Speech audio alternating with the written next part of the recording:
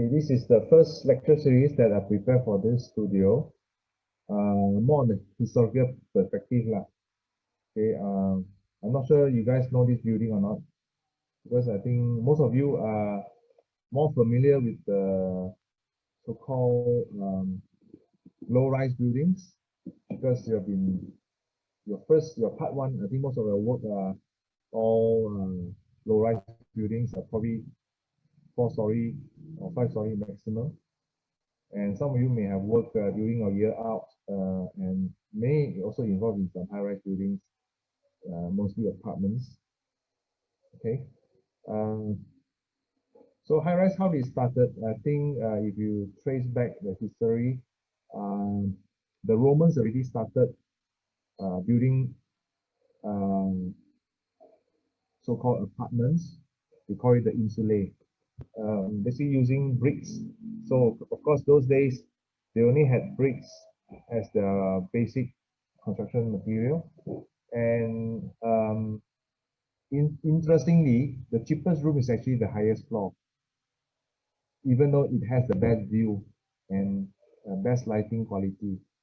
But of course, it's the most dangerous, and it's not the in the event of a fire, the room at the highest floor is the most dangerous to escape lah. You can't get the escape as fast as the ground floor. And then on the ground floor, you actually can do business. You can open up your space as a trading area to do business. Okay. So those days, the highest floor is actually the cheapest. And then from the Romans, actually, you can look at how they also managed to build tall buildings like the lighthouse. They also built aqueducts, which is many story high across the countryside as well. So they actually have the technology to build tall buildings, but just that they did not go for that, because I think that time technologically, even though achievable, but there's no requirement for that, because I suppose the population is still not as crowded as we are today lah. Okay, so from the Romans, then you also look at from the Romans, they slowly from other countries, like other civilizations, like the Italian, in the recent medieval time, you have this Bologna, and also this one. There are a few towers left, which is like 4-story, 5-story. But according to one literature, it was recording that Bologna had many towers, as shown in the bottom left in these drawings, that shows that Bologna city was actually surrounded with a lot of high-rise buildings. But of course, through time, maybe some have collapsed, so only a few left over until today. And even in Arabs in Yemen, they have this mud bricks tower as well. So it's basically using brick to go higher, to go taller. And you can see the building actually, the base is bigger on the ground because of the technical issues. When you move towards the ground, it actually widens a bit so that it gives a bit of a better foundation for the base. I suppose you can look at it at the Kejia Tulo, the Hakka Tulo also. It's a 4-story building.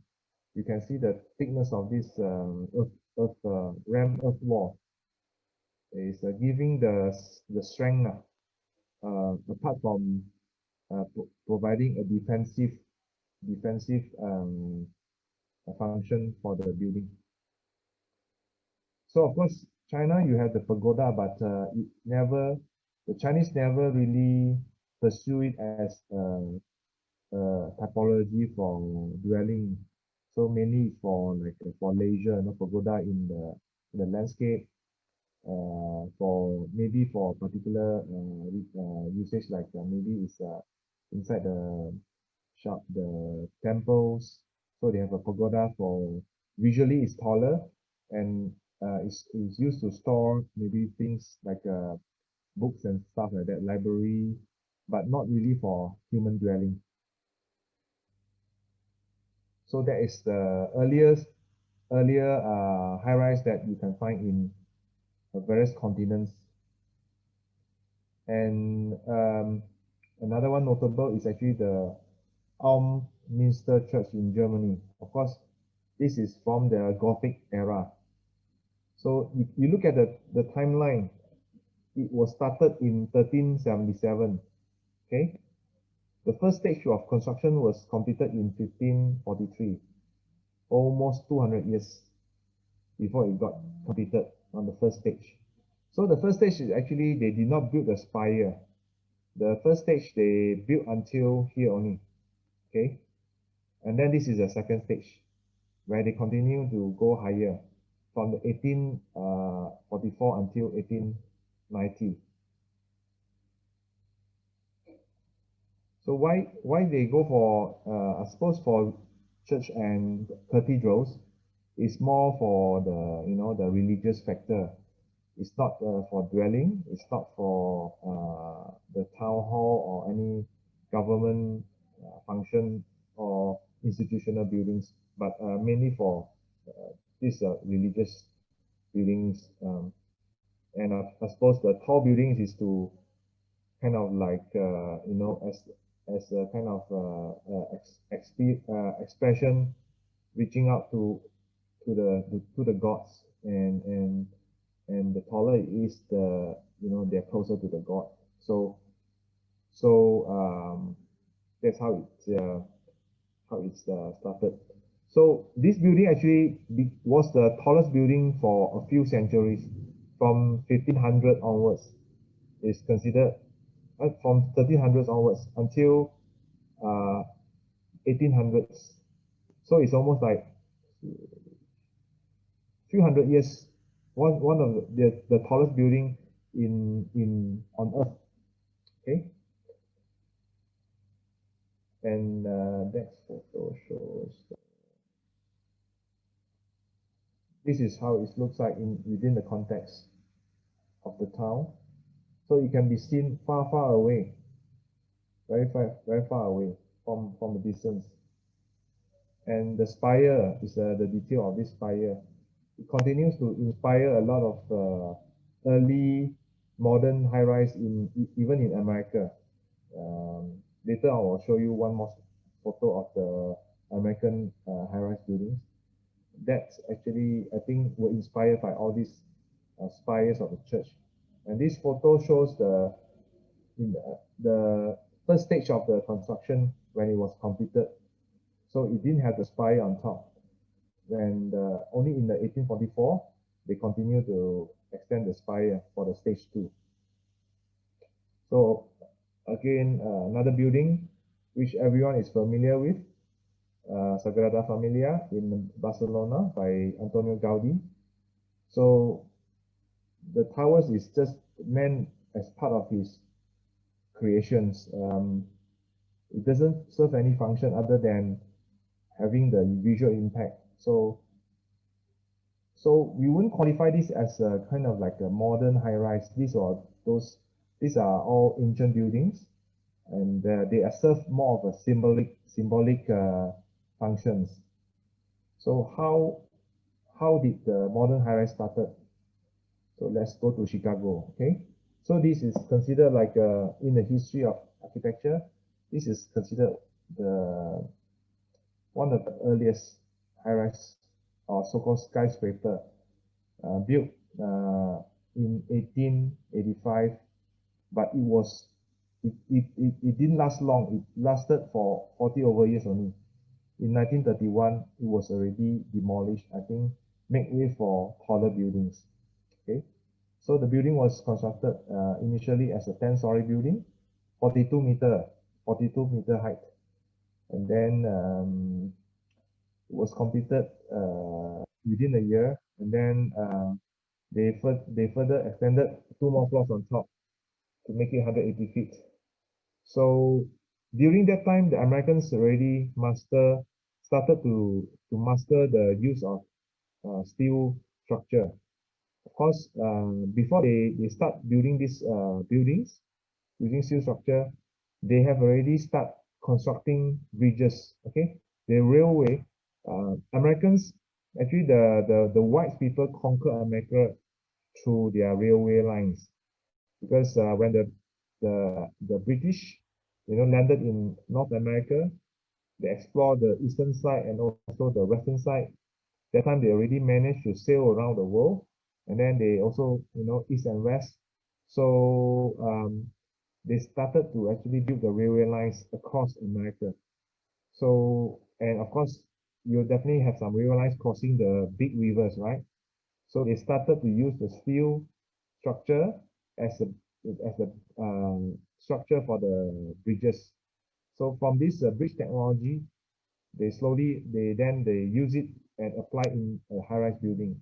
Okay, so this structure actually predominantly is a structural steel, and then they will also use some concrete for the floor slab, but the main structure is a steel structure. So this building is considered the first skyscraper. Technically speaking, skyscraper means that the building must be over a certain limits, height limits. Okay, so it was demolished after 46 years. And you can see, um, from the aesthetic point of view, even though it's a high-rise building, you can still see that it still has a strong classical composition, right? The base is here, then the top is here. It's like the Greek Parthenon. You have then you have all the columns, then you have the base. So although it's a very modern building, the composition, the ideas is still very classical in their mind, in the composition. You have the base, top, and then the middle. Of course, this was added on later on, 2 years later. Maybe the real estate value increased, and then they extended 2 more floors.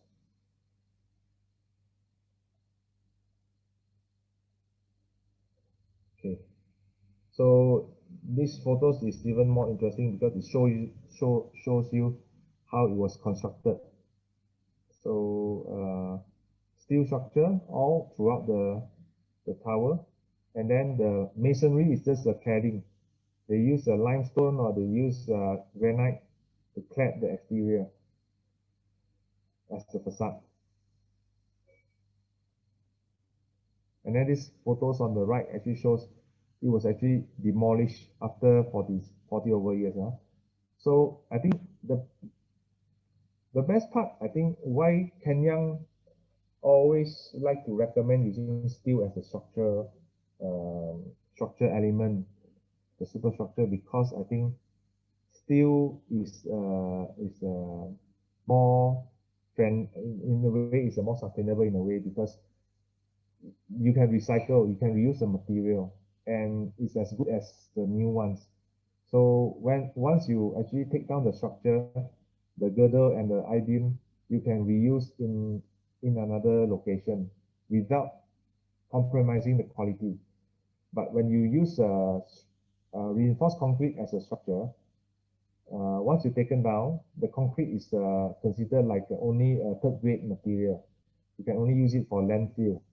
When you have earthwork, sometimes the contractor want to fill up a certain uh, ravine or low-lying ground, they just use this waste concrete and brick from the demolished construction site as a landfill material. So it becomes like a third grade material. It's not the first grade anymore. So so this is how the high-rise started as a testing ground for high-rise in Chicago.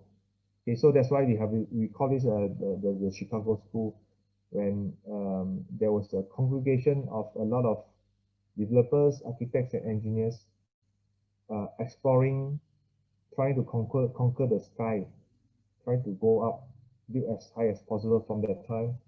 And then from this Chicago school, they also have this Chicago window, because there's a particular design to this window of this building.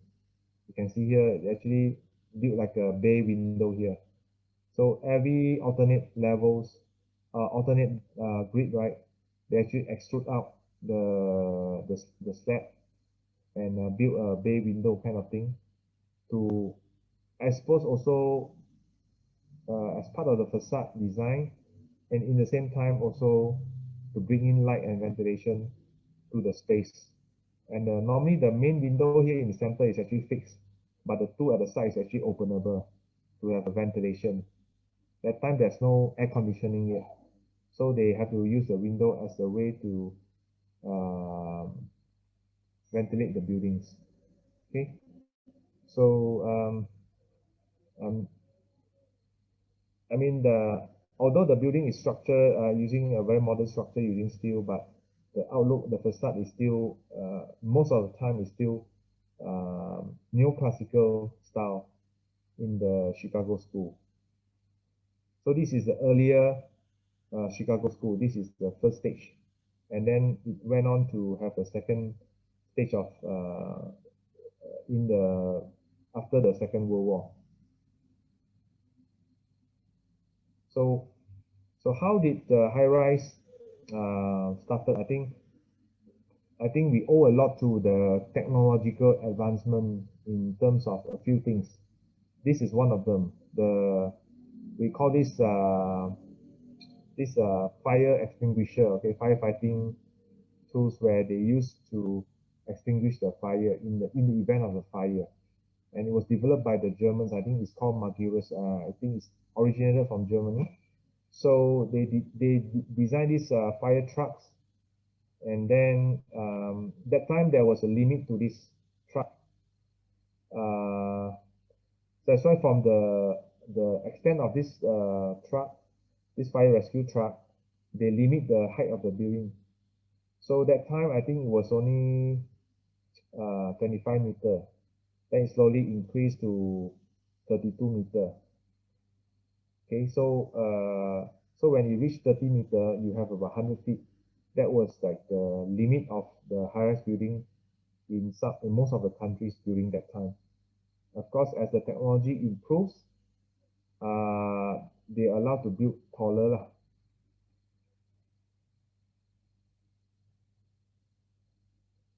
Another one is actually the vertical transportation, because as you go higher, you need a very effective way of transporting the user, the inhabitants up to the upper level from the ground. So Otis is one of the pioneer. That's why the name remains until today, Otis Elevator. Um, and this diagram shows the involvement of Otis in many of the prominent high-rise building in history of architecture. From the first one is the Woolworth building in New York, and then you have it in Empire State, I think, Empire State Building. If you watch a lot of Hollywood movies, I'm sure you know most of them. Empire State, Chrysler Building, the Statue of Liberty, World Trade Center. All these are all Hollywood scenes you can find. And then even in our KLCC also, actually they use Otis. And also Shanghai, I think it's sorry, Jinmao, I'm not sure. And then this is Taipei 101, and also the tallest one is actually the Burj Khalifa in Dubai. Is also using Otis. I suppose also because the consultants are all Americans, so they use the Otis instead of Mitsubishi or Toshiba or other Japanese brand. So like the steel structure which is used in in bridge construction, the elevators initially was used in the mining industry. Okay, so from the mining industry where they have a pulley system where they can bring the people down deep down in the many hundred feet down in the earth for the coal mining, they use this technology again to improvise in a building rather than in the mine. So humans are actually very smart, they can it's not that to say copy. I think the humans actually they have this creativity, or they have this intelligence to improvise things and use it in a different situation. So the lift is initially from the mining industry. It's not meant to design for buildings. And of course, the technology from steel engineering, like you see, this bridge here is built in 1874. So before the first high rise was built, they already start building bridges using steel structures. And the diagram on the right, you can see, is actually the typical detail of this Chicago school high rise. The structure using steel columns, and then the floor structure is also, the beams and girdles also is I-beams, and then they may top up with some hardwood flooring, or they can also add in a concrete slab over it, especially for wet areas like the toilets. So you need a concrete, so that instead of having a timber flooring. And then they conceal the piping on the floor. The Chinese also, I think in Japan as well, they like to conceal the piping on the floor rather than running on the ceiling. Whereas in Malaysia, we most of the time our services actually run on the ceiling. So this is basic diagram of how they actually construct the high-rise buildings in America. Of course, another thing is important is actually fireproofing. So I think they also developed this kind of board that they can cover up the steel structure, knowing that when the fire breaks out in the building, the heat will actually attack the steel structure, right? Will attack the steel structure, and steel, the melting temperature is quite low compared to concrete. So therefore, you need fireproofing to actually cover up all this steel structure. Even until today, if you use steel as a superstructure or the main structure, you need to have a fireproofing of the steel structure. But of course, instead of boards, nowadays they use a spray system. Okay, they use a spray system of this spray coating onto this steel structure to prevent the fire from attacking the steel structure. And this is another classic buildings in the history of high-rise called Wainwright Building. This is not Chicago or New York, but located in St. Louis, and is considered the so-called fully resolved early skyscrapers. So designed by the famous American architect Louis Sullivan. Louis Sullivan has done high-rise building in Chicago and New York as well. So this is his first so-called more prominent high-rise building. Why is this says that it is the so-called the matured high-rise building in the history of high-rise? So from the look of it, it has they resolve all the so-called the finishings, even though it's still classical, but I think from aesthetic point of view, the base, the middle, and the top, they were all fully resolved in terms of the construction, finishings, and also the windows.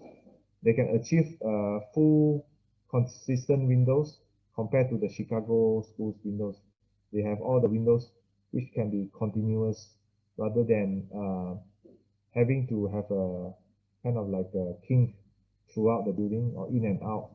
And then they also master the technology of the top here, where they have also the extra parapet, and then also even they have also the more so-called decoration. They use the decoration still, but I think they managed to actually bring in all this ornamental decoration onto a high-rise building, in a more resolved way lah, so to speak lah. So the drawings also shows the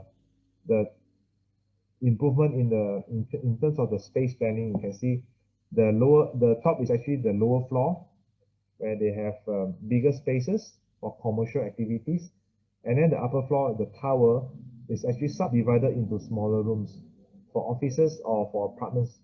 I think it's mainly for offices. And then they have the lift core in the middle, here, that actually service the two wings at the back and at the side.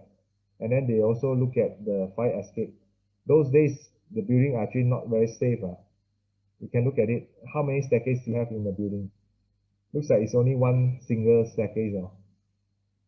So I wouldn't want to rent the upper floor because it's very dangerous. Looking at it, your running distance from here to here is quite far. And then the staircase is also open staircase. Those days, there's no enclosed staircase. It's just all open. So when there's a fire breakout, I think the smoke may travel to all the floors already. So the risk is really high. So that's why some of the old buildings, when they refurbish, they're subject to new fire code. So therefore, probably the new building, they probably have a staircase here, and then they also have to add one more staircase here. And then this staircase probably they will change to be enclosed staircase rather than exposed staircase. I think so lah, but I have to do more research on this one. So it's 1890. So it's about 1990, 130 years. And moving to New York, where the the the battleground gets bigger from Chicago and then to New York, where New York starting to become, the center of finance for the world. Wall Street starting to emerge, and this is where you have this Woolworth building, developed in when 1913. Okay, so of course technology is more advanced from the 18900s to 1913. This is basically is a 60-story building. I think they have a 30-story base with a 30-story tower. So in 1913, 30-story base and then a 30-story tower. So of course, from the logical point of view, I suppose the engineering, they want a bigger base lah. Bigger base is also more stable, and the spire goes up, the tower goes up. So those days, I think, because I think the development of structure is still not as superb as what we have, so therefore there's still a limitation. So they have to have a kind of a more solid, wider base at the ground in order to support something on the top. And bear in mind, when you go 60-story, the wind at the top is very, very, very, very intense from the higher speed to a lower wind intensity at the ground. So therefore, you need to think about the bracing for the wind as well. So this one we'll talk about it in lecture, the next lecture on the technical design of high-rise building. Okay, so all these facts and figures, I don't think I need to go through in detail. In particular, I think the building is a steel structure and cladded in stones, terracotta and limestone. Okay, but this building is, I would say, is very nice in the sense that even though it's a high-rise building, but it actually, you see the steel structure during the construction. Even though it's a high-rise building, it was actually quite meticulously detailed. You look at a lot of elements from the Gothic church will actually inspire the various elements of the building. The main gateway, the buttress, the firing buttress also you can find in the upper floor. Brothers. And then they have the top of this tower is actually 100 million worth of penthouse, which was recently put on sale in New York. So they refurbished this penthouse and market it and put it on sale for 100 million US dollars. This is the I think one of the most luxurious penthouse in the world. So 1913, still as one of the, I think, American considered they are one of the heritage buildings listed under the National Heritage.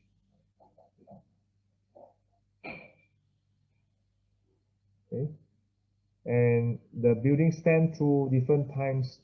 On the left is the original World Trade Center.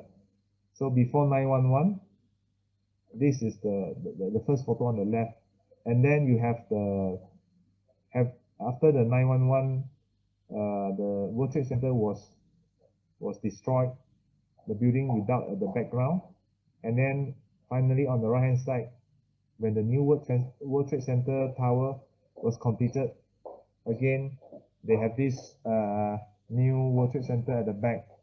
So this building went through different era and still standing tall in the city skyline of New York. This one is pictured against Frank Gehry's high-rise building in New York as well.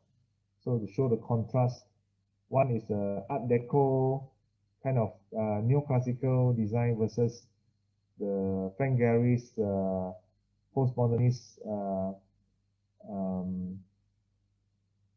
deconstructivist architecture. So very stark contrast between the two buildings. And this shows the city skyline of New York in the early stage of early 20th century. And they developed the high-rise building inside in the inner part of the city rather than on the edge. I suppose because that area is more of a higher real estate value compared to the edge. The edge is like you have a lot of warehouses, the gudangs. 1 minute, yeah.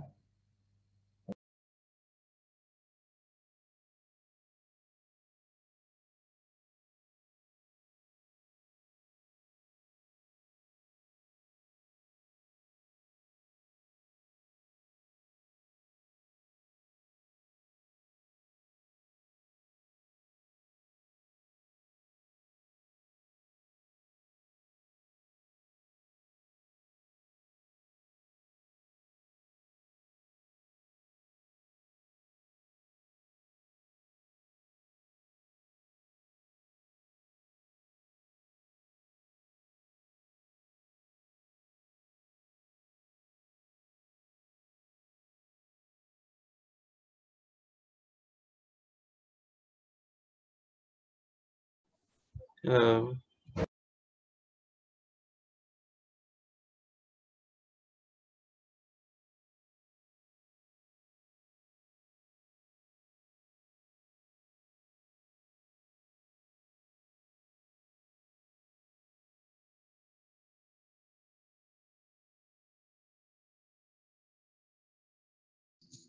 Hello.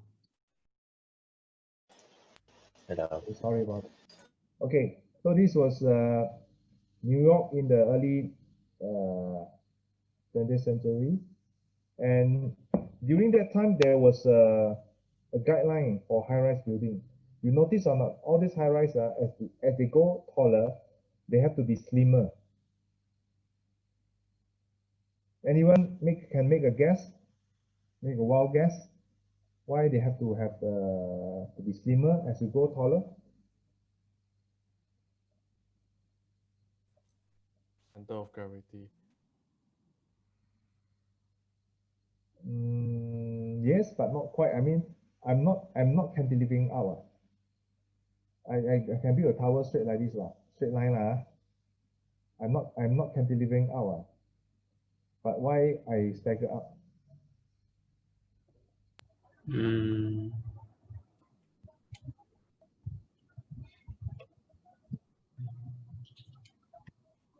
Is it to also ensure the street level have natural lighting? Yes, exactly. So you see, as you go taller, the building actually casts shadows to the street, right? So they actually have to open up. They actually there's a rule that force you to actually taper the building towards the top so that the street here on the ground they have sufficient lighting at least for a longer period of time in the day. Yeah, so that the streets is not in the shadow all the time. When it's in shadow, in the winter season, in the autumn, it's very cold. Yeah. So that was how the planning guideline came about. It's actually, even though it's high rise, they actually consider the urban aspect of the building already.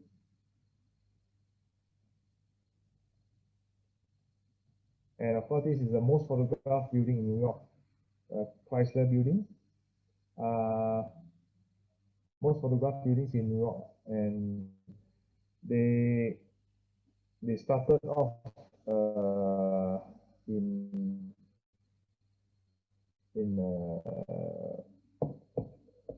quite, I think what's that, 1930s, completed in 1930s. So it was one of the world tallest building when it was completed. Okay, and the fun part of it is actually the building. There's a tower on top, right? There's a little spire on top. That actually create the extra height for the building that you're going to construct. Even our KLCC, our Twin Tower, also have that kind of extra spire.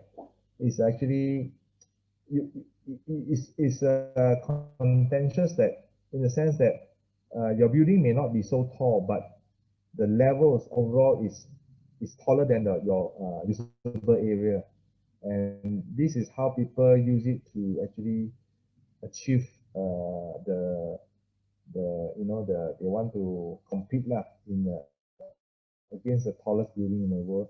They use the spire as a way of achieving extra story height or building height. So this is actually what happened when Chrysler was building this building. There's another building, a Bank of Manhattan in New York. Although they know that Bank of Manhattan actually has a higher floor, has more floors compared to Chrysler Tower, but in the end, Chrysler outbid the Bank of Manhattan because it has a taller spire than the Bank of Manhattan. So that was the talk of the town at the time. When they completed it, they reviewed their spire and the building, which is taller than Bank of Manhattan. And then you can see here at the glossary of this tallest building in New York, from the World Trade Center, the tallest, even when it's completed, most of the building have a special spire on top as kind of marking the building height. And this building also, if you watch Spider-Man, I think, and also some other Hollywood movies, you will see this building as well. It's located at a very interesting site because it's triangulated. So from certain angles, the building looks very flat.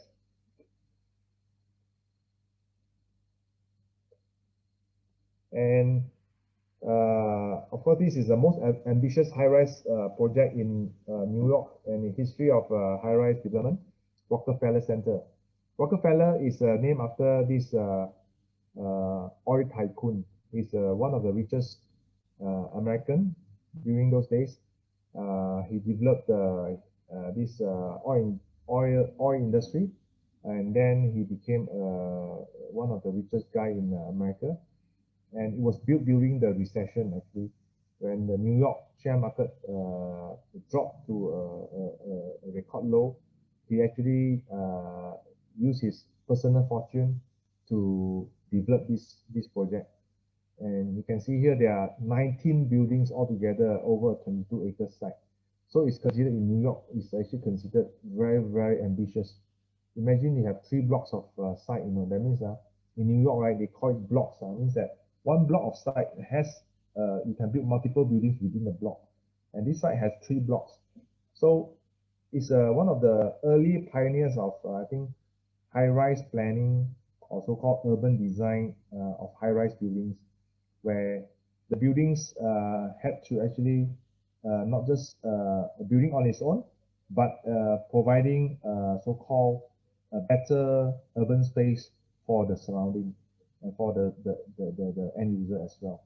So you can see here the old photos showing the building actually have a different multiple levels, and then on the ground it has a lot of public area. Actually, I forgot to add in the photo, but if you check out the website, they have a lot of the ice skating ring is here. Then the tallest Christmas tree was somewhere inside here as well in New York. So those New Yorkers, you'll know that Rockefeller Center is the place when they want to celebrate Christmas. When they go for ice skating, they'll go to Rockefeller Center. So it was completed in 1939. 20 years, 4 years before the World War started. So it went through quite a hard time. It went through the recession, and then when it's completed, had to go through the Second World War. Of course, American didn't suffer much in the Second World War, where compared to the British. Then this is the iconic second Chicago School by Miss Van der Rohe. Of course, you all know this, the architect Miss Van der Rohe, who designed the Barcelona Pavilion and one of the pioneer in modern architecture. And he actually also pioneered this high-rise in Chicago when he was teaching at IIT. And then this is considered the second Chicago school, where they developed even more advanced structural technology for the high-rise using box fills and all these vertical horizontal members for the skin. So this is Lakeshore Drive, which until today is still standing tall in Chicago. And one of the earliest high-rise apartments in New York, and built, international style. So you can see still until today, many high-rise in around the world still model after the same kind of this modernist form, where there's no decoration or no ornament. It's basically the form and the function and transparency, and also using a very rational construction method. And this shows the skyline of Chicago over the years as well. The front of this photograph, I think, shows all the first stage of the school, the Chicago school, and then the back, towards the back, is more of the taller buildings. So the technology changed a lot from, and also increase the building height a lot as well. And up until 1974, you have the Sears Tower, which is at one time was the tallest building in the world in 1974. It was also developed designed by SOM, which was one of the author of the book that I introduced just now. So back to New York again, Miss Van der Rohe designed another iconic tower. It's called Seagram Tower in 1958. So he was working together with Philip Johnson, who helped him as I think he was a more junior architect at that time. He was working under Miss Van der Rohe for this Seagram Tower, this Seagram building.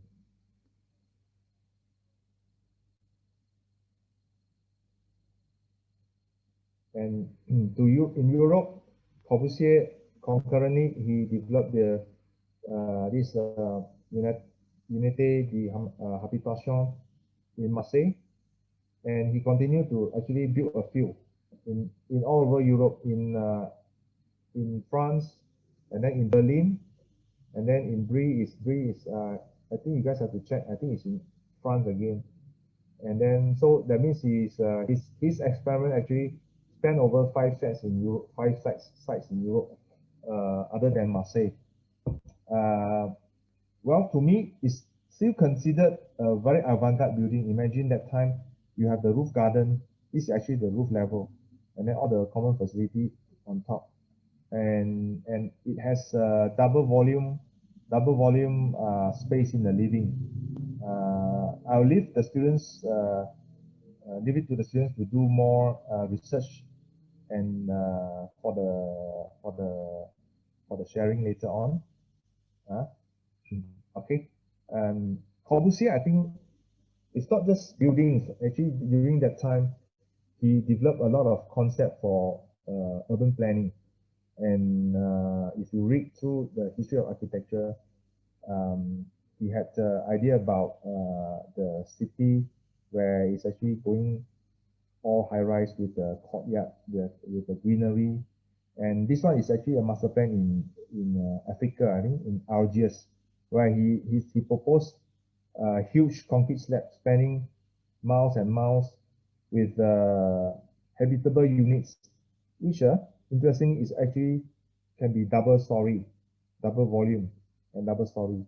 So with greenery as well, you can also propose that all the slabs can actually take up landscaping as well.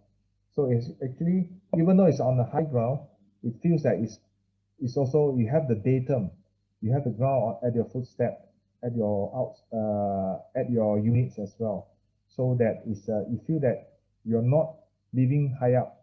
You have the sense of touching the ground, even though you're living at the higher level.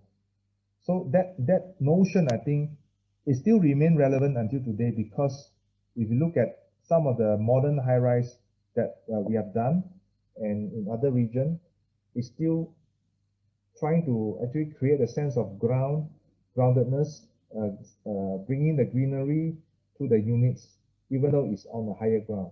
So the idea actually lived until today, and I think Corbusier just has this sense and sensitivity that that is still relevant until today.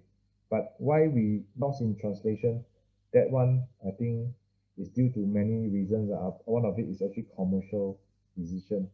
A lot of developers determine the design rather than architect, and a lot of developers just looking at dollars and cents, and they all try to be efficient and cheap. So a lot of quality has lost in translation from the original Unité de Habitation conceived by Corbusier in the 50s, and then over half a century, it has lost its translation. So this is what happened in America. I think the students who are taking up the research on Corbusier should also study this case study. This was built in the 50s in America, and even so after, I think after 1 or 2 decades, this whole project were declared a failure, and they actually demolished the whole housing area. So it's you see, compare the building towards the surrounding. It's such a pity that a lot of quality were lost. No community spirit, what happened, what went wrong. I think it's something that we should remind ourselves when we do housing. What are the qualities that we should try to achieve apart from the technical issues? So to recent times, I think I look at Foster as one of the good example where he started to actually develop his high-tech aesthetics in high-rise. First in Hong Kong China Bank. It still remains as a classic high-rise building, one of my favorite building also, completed in 1986, and also his trademark in Commerce Bank Tower, where he introduced a lot of greenery in the upper levels, and also considering the environmental factor for the end users. So the high-rise is not just a high-rise anymore, just commercial goals or achieving a personal dream, but serve the purpose of the end user in a more profound way, not just visually, but also the environmental sustainable issue kicks in the high rise. Of course, in our own country also we have Dr. Ken Yang, who completed this, also one of the pioneer high rise that I think still visually is still very visually capturing, and also interesting, and also as a pioneer of green high rise for Messiniaga, 1992. It would be great also to maybe conduct an interview on the end user of this building. Maybe you can learn something from them as well. So I leave it to the students to dig deeper and do a bit more research on all the topics that have been put on for your case studies. And I think with that I will end my high-rise history lecture.